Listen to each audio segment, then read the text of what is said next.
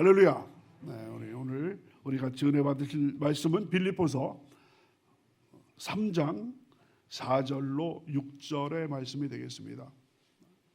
빌립보서 3장 4절부터 6절의 말씀 다 같이 우리 한 목소리로 봉독하시겠습니다.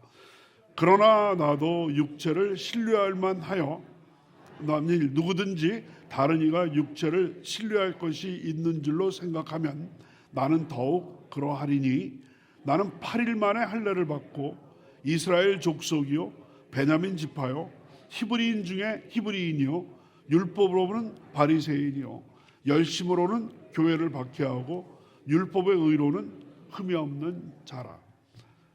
오늘 빌립보서 강해를 새벽 예배에 계속하고 있습니다. 성령 충만, 말씀 충만, 우리 순복음 성도들이 추구해야 할 가장 중요한 것이라고 생각합니다. 한번 따라 하실까요? 성령 충만, 성령으로 충만함을 받고 말씀으로 충만. 그래서 오늘 이 시간 빌립보서 아주 주옥 같은 우리 바울의 서신입니다. 오늘 내용, 다음번 내용, 또 4장까지 아주 보석과 같은 빌립보서가 되겠습니다. 오늘은 그 중에서 바울의 눈부신 과거, 이와 같은 제목으로 같이 은혜를 나누고자 합니다. 한번 제목 같이 한번 따르실까요? 바울의 눈부신 과거. 사도 바울이 다메섹으로 가다가 주님을 만나서 거기에서 거꾸로져서 180도로 바뀐 교회 박해자에서 박해받는 하나님의 사도로 바뀐 것 여러분 잘 아시죠? 사도 바울의 완전히 다메섹 가는 길에서 뒤집어지는 게 얼마나 중요하면 성경에 3번이나 기록이 되어 있습니다. 사도행전 9장에 제일 먼저 기록이 되어 있고, 그 다음에는 22장에 또다시 사도 바울의 그 다메섹으로 가는 길에서 또 변화받은 그런 기록이 나와 있고, 26장, 그래서 3세번에 걸쳐서 그 어떤 인물도 구약서부터 신약에 이르기까지 66권에서 그 죄인에서 의인으로 바뀐 그 내용이 한 번 정도씩 다 돼 있지만 2번도 별로 없는데 사도 바울은 3세번이나 이렇게 기록이 되어 있을 정도로 아주 중요한 예수 그리스도께서 이 땅에 오셔가지고 십자가 구원의 길을 열었다라고 한다면 바울이 없었더라면 과연 그렇게 빠른 시일 내에 기독교가 로마의 종교가 되고 또 유럽뿐만 아니라 아시아, 아프리카에 걸쳐서 엄청난 속도로 그런 세계적인 종교가 될 수 있었을까? 많은 신학자들이 이야기할 정도입니다. 그런데 많은 분들이 흔히 생각하기에 다메섹에서 예수님을 만나서 변화되기 전까지의 바울은 죄인 바울이었는데, 거기서 주님을 만나는 그 기점으로 해가지고 의인이 됐다라고 하는데, 그것은 성경을 잘못 읽으신 거가 되겠습니다. 변화되기 전에 바울은 세상에서 둘도 없을 정도의 엘리트 중에 엘리트였고, 가장 전도가 양양한 아주 정말 많은 분들의 기대를 한 몸에 받는 그 가장 눈부신 청년 중에 하나였습니다.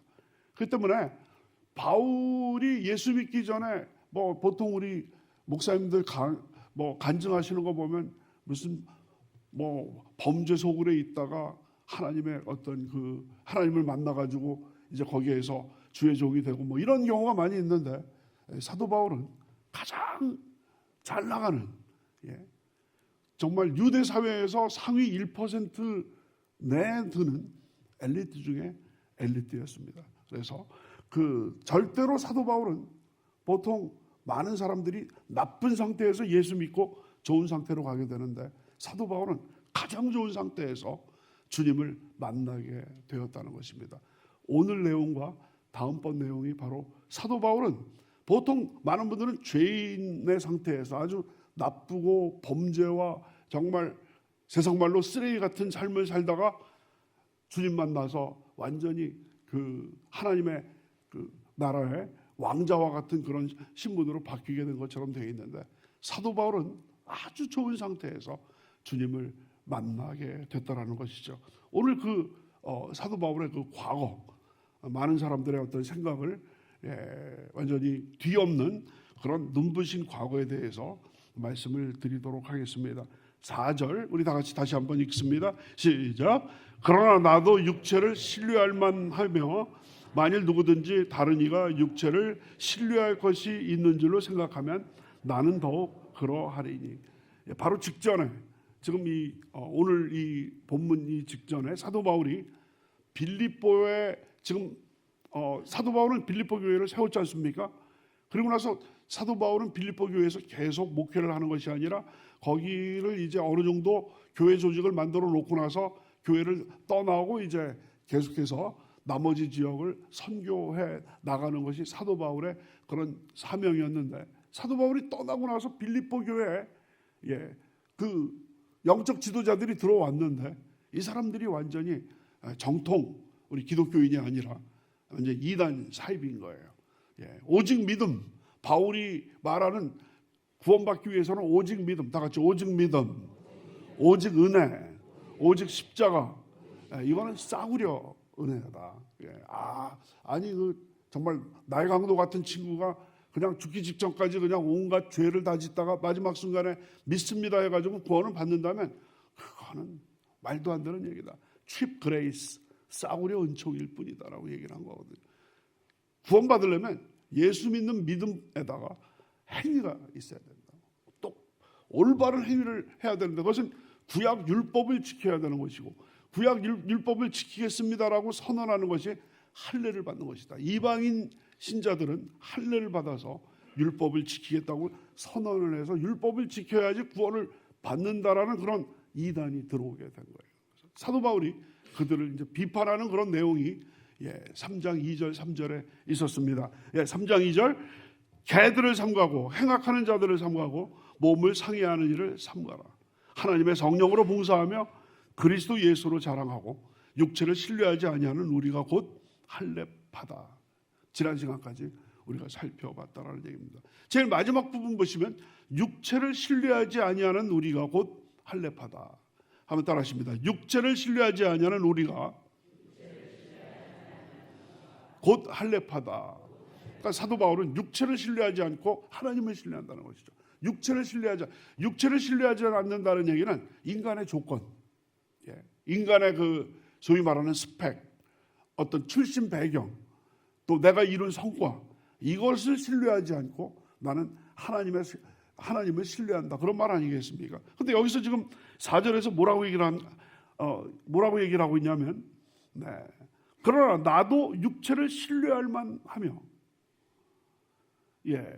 나도 육체를 신뢰할 만하며, 만일 누구든지 다른 이가, 여기서 다른 이는 이제 빌립보에서 지금 안매약하고 있고 빌립보 교회를 흔들고 있는 가짜 그 사도들, 그 다른 이가 육체를 신뢰할 것이 있는 줄로 생각하면 나는 더욱 그러하리니. 그러니까 이 얘기를 뒤집어서 우리가 생각을 해본다면 지금 빌립보에 바울 다음에 들어온 영적 지도자들, 이단 사이비들인데, 율법을 지켜야 된다는 이단 사이비들인데, 이 사람들이 육체를 자랑하는 거예요. 나는 정통 유대인이고 나는 정통 율법을 지키는 그런 사람이라고 육체를 자랑하고 있으니까 사도 바울이 나는 육체를 신뢰하지 않는 진짜 할례파인데, 만약에 그 대적자들이 육체 조건을 자랑한다면 나야말로, 솔직히 얘기해서 사실 말로 하자면 나야말로 육신의 조건을 자랑한다고 한다면 나야말로 자랑할 수 있는 그런 사람이다. 이해가 되시죠? 지금 그 얘기를 지금 하고 있는 것입니다. 그래서 나도 육체를 신뢰할 만하며 만일 누구든지 다른 이가 육체를 신뢰할 것이 있는 줄로 생각하면 나는 더욱 그러하다. 그래서 혈연, 지연, 또 인간적인 어떤 성취, 이런 것이 그 바울을 지금 폄하하고 있고 바울이 싸구려 은총이고 가짜 사도다라고 이야기하는 그 사람들보다도 한번 우리가 세상 말로 민증 까보자, 이런 얘기죠. 민증 까보자. 그 사람들이 더 화려한지 내가 더 정말 정통 유대인인지 한번 까보자. 지금 이러한 얘기가 되겠습니다. 누가 진정한 유대인인가? 한번 따라하실까요? 누가 진정한 유대인인가? 네, 소위 말하는 그 진검승부를 한번 해보자. 그 바울의 빌립보 교회를 지금 흔들고 있는 그 가짜 그리스도의 종들이 과연 누가 진짜 정통파 유대인인지 보자 이겁니다. 그래서 사도 바울이 7가지 이야기를 하는 것이 이제 5절, 6절이 되겠습니다. 5절에 5가지 사도 바울의 그 인간적인 어떤 신뢰할 수 있는 그런 어떤 자랑거리가 5가지가 나옵니다. 다 같이 5절입니다. 시작. 나는 8일 만에 할례를 받고 이스라엘 족속이요 베냐민 지파요 히브리인 중에 히브리인이요. 거기가 나오죠. 율법으로는 바리새인이요. 거기까지 쭉 나오게 되죠. 요 하나하나가 아주 그 사도 바울을 구성하고 있는 아주 인간적인 조건이 되겠습니다. 5가지죠. 첫 번째는 뭐냐면 8일 만에 할례를 받고, 다 같이 8일 만에 할례를 받고. 그럼 모세오경에 보시면 이스라엘에서 남자애가 태어나면 8일 만에 할례를 받습니다. 그런데 저는 미국에서 그 아이셋을 낳습니다. 유학 생활에 아이셋을 낳는데요. 미국에서는요 이틀 만에 할례를 받더라고요. 네.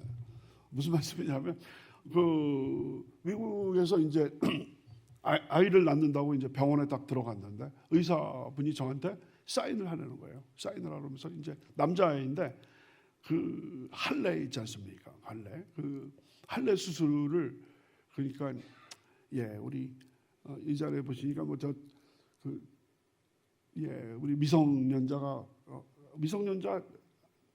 살짝 넘으신 분들만 여기 오신 것 같아요. 아주 그냥 파릇파릇하신 분들만 오셔서 말씀을 드리면 쉽게 얘기하면 포경 수술이거든요. 그래서 근데 지금이 제일 좋다는 거예요, 의사가. 그래서 받겠다고 사인을 하면 이제 태어나기 전에 애가 이제 태어나가지고 이틀째 그 수술을 받는 거예요. 그래서 괜찮습니까? 처음에 막 겁이 나가지고 그 애가 지금 요만하게 태어났는데 그런 거를 한다는 거예요. 그래서 사인을 했다. 죽으면 안 되죠. 그래서 믿습니다 해가지고 사인을 해서 첫째가 이제 멀쩡하게 잘 돼서 둘째, 셋째는 그냥 고민도 안 하고 기도 한번 하고 주여 잘 되게 도와주시옵소서 수술이 그래가지고 이제 나오게 됐는데 미국에서 태어나는 남자애들은 거의 대부분 이틀 만에 할례를 받는데 저 구약 시대 때는 8일 만에 할례 받는 것이 율법에 정해져 있습니다. 예수님께서도 8일 만에 할례를 받으셨다는 기록이 우리 복음서에 있게 됩니다. 그러니까 8일 만에 할례를 받았다는 얘기는 정통 유대인, 특별히 여러분 난지 8일밖에 되지 않은 애가 무슨 나 할례 받겠습니다 할 수 없는 거 아닙니까? 부모가 그러니까 그 사도 바울의 부모가 율법을 철저하게 지키는 사람이라는 것이 여기에 나와 있게 되는 거죠. 두 번째는 뭐냐면 이스라엘 족속이라고 그랬습니다. 다 같이 이스라엘 족속. 이방인들이 유대교에 들어온 것이 아니라 정통 하나님의 선민, 하나님께서 택한 백성인 나는 8일 만에 할례를 받았고 정통 이스라엘 족속이라는 것입니다. 세 번째는 뭐예요? 베냐민 지파. 다 같이 베냐민 지파. 이스라엘에 12지파가 있었죠. 12지파가 있었는데 솔로몬 왕 때는 통일왕국이 됐다가 솔로몬 아들이 이름이 뭐죠? 르호보암입니다. 다 같이 르호보암. 르호보암 때 나라가 남북으로 갈리게 되죠. 남쪽에 유다하고 북쪽이 이스라엘이 됩니다. 남쪽은 다 같이 르호보암이 다스렸고 북쪽은 누가 다스렸어요? 정말 도사들만 오셨어 성경에. 그래서 여로보암이 북쪽에는 10지파나 되는데 남쪽에는 2지파밖에 안 됐습니다. 남쪽의 2지파가 유다 지파하고 어떤 지파예요? 척척 박사들이에요. 성경학교 다들 졸업하신 분들인 것 같아요. 그래서 유다 지파하고 베냐민 지파예요. 근데 이 유다 지파하고 베냐민 지파니까 여러분 예루살렘 성전은 북쪽에 있습니까? 남쪽에 있습니까?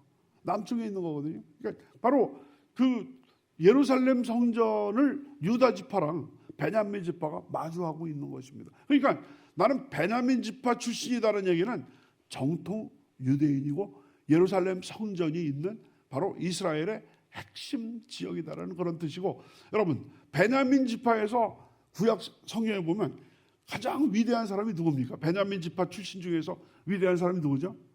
사울왕. 제가 뭐 정말 여기 상을 드리고 싶어요. 이쪽에 우수반들이 여기 계시는 것 같아요. 우수반들. 물론 이쪽에 우수반들. 말 조심해야 됩니다. 요즘에. 그래서 베냐민 지파에서 가장 출세한 사람이 누구라고요? 사울왕인데, 그래서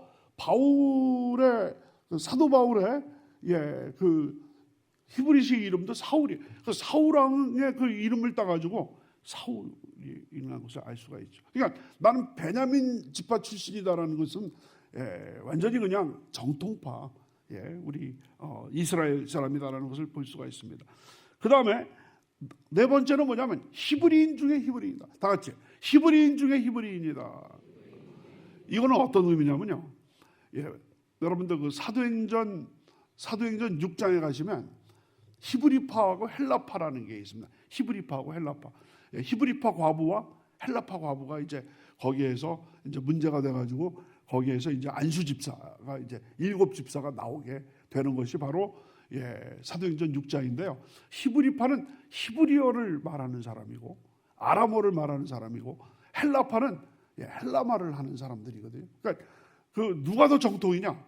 당연히 히브리 말을 한 사람들이 정통파 이스라엘입니다. 그러니까 여기서 히브리인 중에 히브리인이라는 얘기는 부모님이 히브리어를 쓰는 정통파 우리 이스라엘 백성들이고, 그 다음에 자기도 역시 히브리어를 모국어를 쓰는 그런 사람이라는 뜻입니다.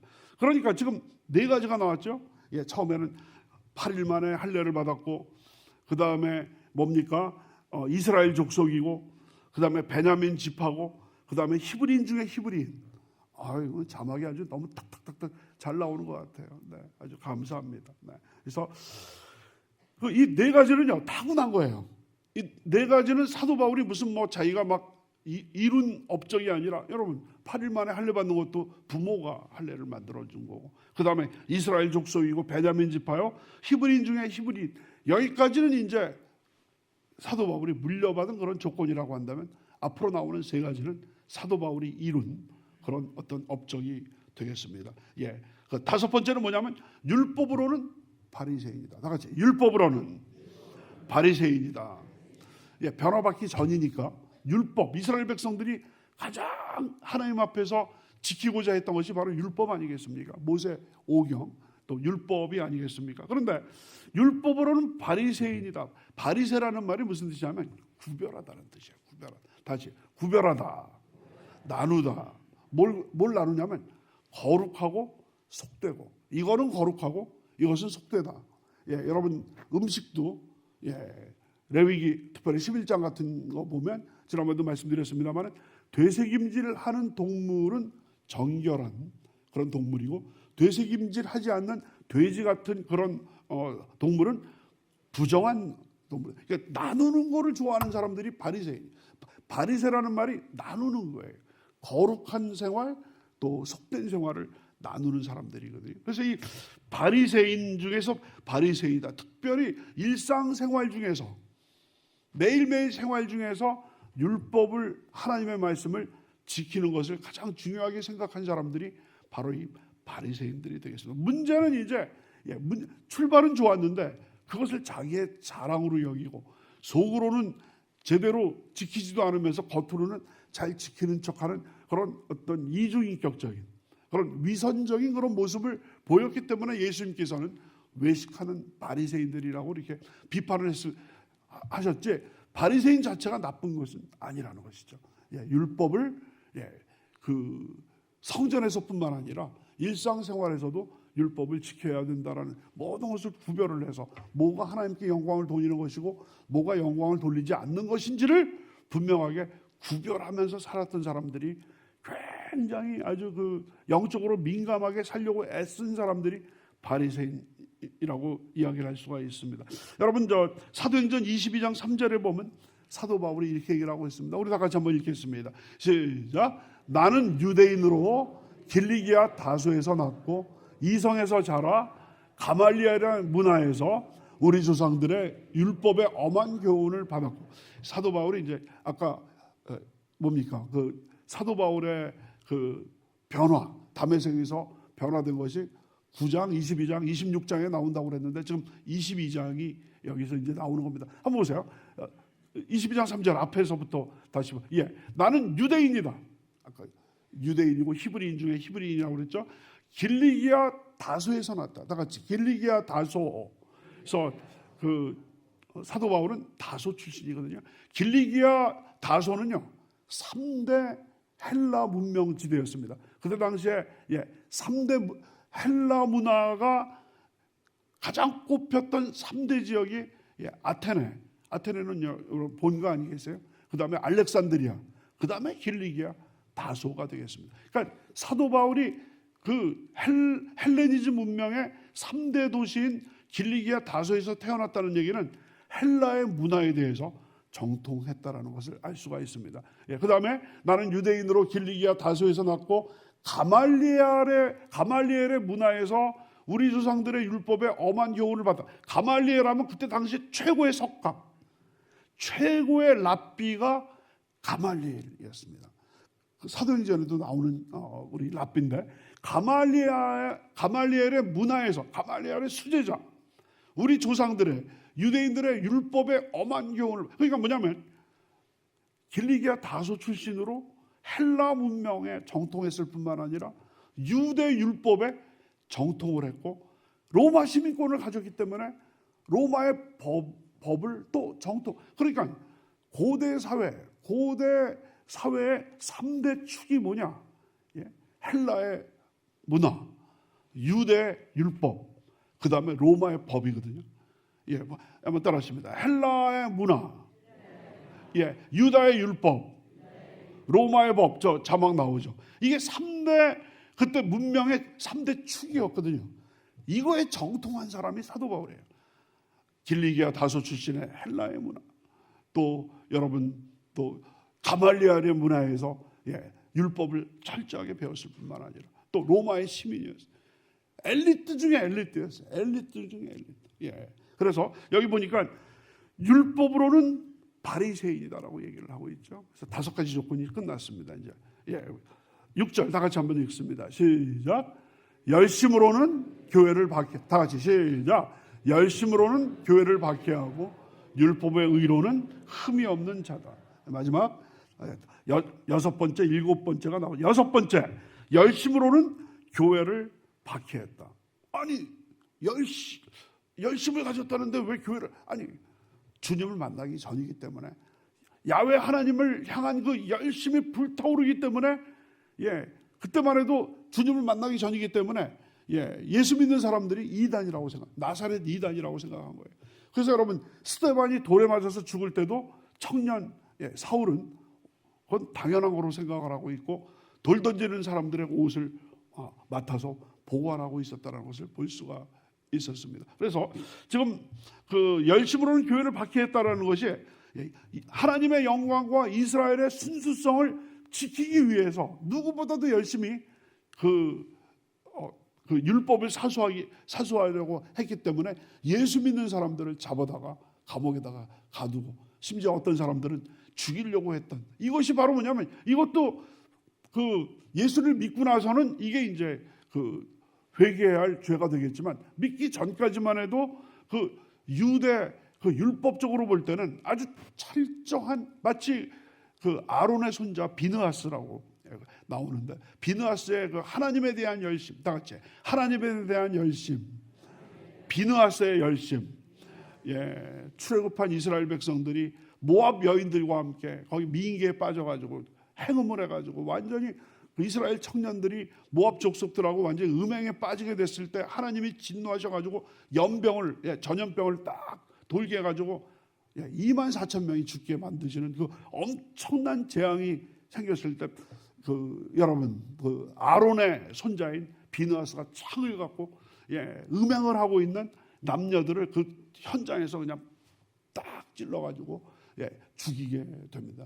그거를 하나님께서 그 좋게 보셔가지고 비느하스의 열심을 해가지고 그 재앙을 끝이면서 이제 비느하스가 이제 대제사장의 반열에 들게 되는 그런 그 어떤 비느하스의 그 열심을 이어받아서 사도 바울이 하나님의 열심으로 교회를 박해하고, 사실은 다메섹에 간 것도 그 대제사장으로부터 영장을 받아가지고 다메섹에 있는 예수 믿는 사람들을 잡아다가 가두기 위해서 가다가 거기서 대낮보다 더 밝은 빛을 하늘로부터 보게 돼가지고 거기서 거꾸로져서 주님을 만나게 된 것이 되겠습니다. 그래서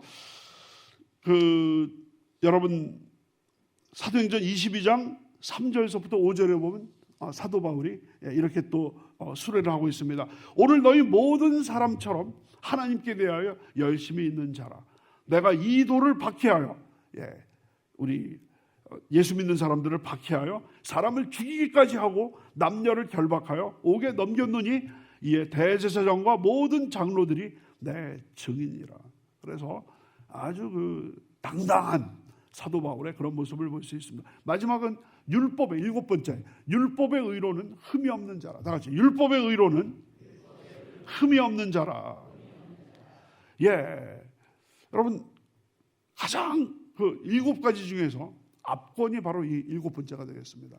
앞에 나왔던 그 4가지 물려받은 그 조건, 그 다음에 이제 율법으로는 바리새인이고 또 열심으로는 교회를 박해했고, 마지막 7번째 율법의 의로는, 근데 보통 우리가 생각할 때 사도 바울은 우리가 구원받는 것은 율법의 행위가 아니라 그리스도를 믿음으로 말미암아 구원을 받는다라고 했는데, 율법의 의로는 흠이 없는 자라. 보통 많은 분들이 죄인 바울이 변화해서 의인 바울이 됐다고 그러는데, 여러분 예수님을 만나기 전에 자기 자신에 대해서 율법의 의로는 흠이 없이 깨끗한 사람이었다는 얘기죠. 그러니까 회심 이전의 관점에서 볼 때 율법의